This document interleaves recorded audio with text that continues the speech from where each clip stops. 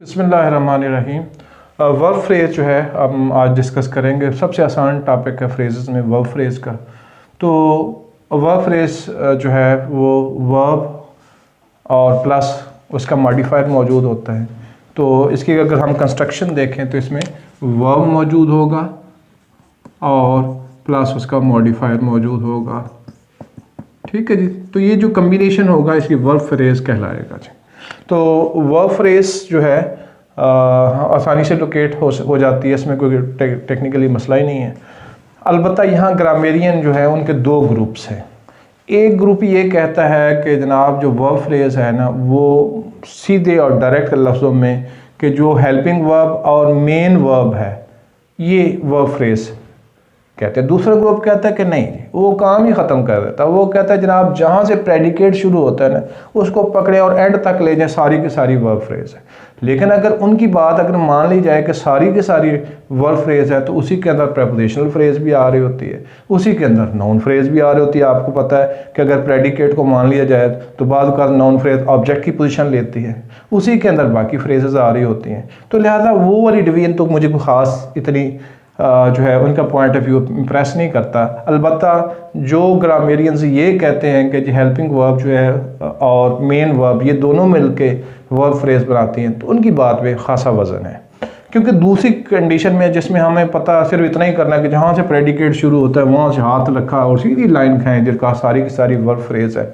तो अगर उसने हमें ये पूछ लिया कि वर्ब फ्रेज़ भी आप अंडरलाइन करें और साथ इसमें बताएं प्रेपोजिशनल फ्रेज़ कहाँ इस्तेमाल हुई है, साथ बता दें एडजेक्टिव फ्रेज़ कहाँ इस्तेमाल हुई है, साथ बता दें नाउन फ्रेज़ कहाँ इस्तेमाल हुई है, तो उस सूरत में हम फंस जाएंगे। उस सूरत में हम उसको बाइफरकेट नहीं कर पाएंगे क्योंकि हमने तो सीधी सी बात तय कर ली है कि जहाँ से वर्ब शुरू हुआ और एंड तक यानी सब्जेक्ट को छोड़कर बाकी सारी वर्ब फ्रेज़ है।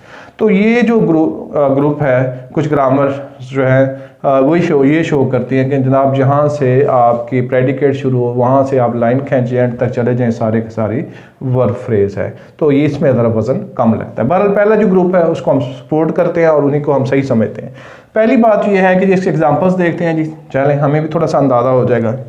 तो पहला सेंटेंस है they will have completed the task, उन्होंने अपना काम मुकम्मल कर लिया होगा। अब इसमें आप देख रहे हैं जैसे कि मैंने डिफरेंट इंक से लिखने की कोशिश भी की है कि विल हैव कंप्लीटेड। अब आप इसमें देखें कि हेल्पिंग वर्ब्स हैं, विल और हैव दो यूज़ हुए हैं और प्लस मेन वर्ब ये मिलकर एक वर्ब फ्रेज़ बना रहे हैं। तो अगर इसमें वर्ब फ्रेज़ हमने अंडरलाइन करनी हो तो ये सब्जेक्ट है जी और ये ऑब्जेक्ट है और ये वर्ब है जिसे हम वर्ब फ्रेज़ कहेंगे। क्योंकि एक नहीं यूज़ हुआ तो लिहाजा वर्ब फ्रेज़ कहेंगे।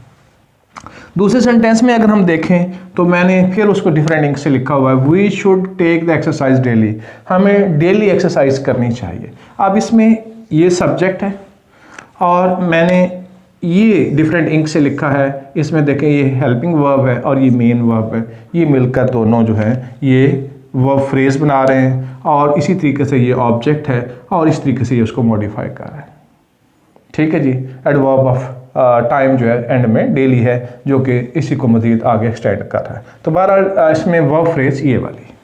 तीसरे सेंटेंस को अगर हम देखें तो उसमें ये सब्जेक्ट है जी, मैंने सर्कल कर लिया और इसी तरीके से कैन कुक, ये देखें हेल्पिंग वर्ब और मेन वर्ब, ये वर्ब फ्रेज़ होगी हमारी। इसी तरीके से आ डिलीशियस पिज़्ज़ा जो है वो इसका ऑब्जेक्ट होगा और अगर हमको अलग-अलग पार्सन करें तो पिज़्ज़ा नाउन है या डिलीशियस को कर रहा है तो ये जो है एक एडजेक्टिव फ्रेज़ जो है सामने आ रही है। ठीक है जी, जो कि ऑब्जेक्ट के तौर पर काम करेगी यहाँ पे। अब आप देख लें अगले चौथे सेंटेंस को, द ट्रेन, देखें ये सब्जेक्ट है, ये हमने सर्कल इसको कर लिया और इसी तरीके से हेड लेफ्ट को मैंने डिफरेंट इंक से लिखा है और उसमें भी देख लें कि ये हेल्पिंग वर्ब है, ये मेन वर्ब है, लिहाजा ये वर्ब फ्रेज़ हो गई। और इसी तरीके से द स्टेशन और बाकी एडवर्ब ऑफ टाइम आगे लिखा हुआ है तो ये सारी चीज़ें जो है वो चली जाती हैं कम्प्लीमेंट की तरफ कह लें या बाकी। लेकिन अगर वही उनका मौक़िफ़ ग्रामेरियन का मौक़िफ़ वो जो कहते हैं कि जी इधर से शुरू हो जाए, जहाँ से वर्ब शुरू हो तो सबको अंडरलाइन कर दे, सारी की सारी वर्ब फ्रेज़ है, तो फिर बाकी फ्रेजेस हम लोकेट नहीं कर पाते सेंटेंस में, वो कहाँ जाएंगी, उनको हम कैसे कैलकुलेट करेंगे। इसी तरीके से देखें लास्ट सेंटेंस जो है वो उसमें हमने जो है वो सब्जेक्ट को लोकेट करना है जी। सब्जेक्ट लोकेट करें तो द गार्डनर, ये सब्जेक्ट है, ऐसे लिख सकते हैं। इसी तरीके से बताइए कि इसमें जो वर्ब फ्रेज है वो कौन सी होगी, लुक्ड आफ्टर, ये वर्ब फ्रेज है यानी वीपी है हमारी, और इसी ये जो है ऑब्जेक्ट है इसका, तो द गार्डन इसमें जो है ये ऑब्जेक्ट के तौर पर आ रहा है, लिहाजा आप देखेंगे इसमें सब्जेक्ट है, ऑब्जेक्ट है और वर्ब फ्रेज मौजूद है। तो वर्ब फ्रेज को हमने किस खूबसूरती से आसानी से हमने लोकेट कर लिया है, और सबसे तमाम फ्रेजेस में मेरे ख्याल के मुताबिक सबसे आसान काम वर्ब फ्रेज को लोकेट करना होता है जी। Thank you.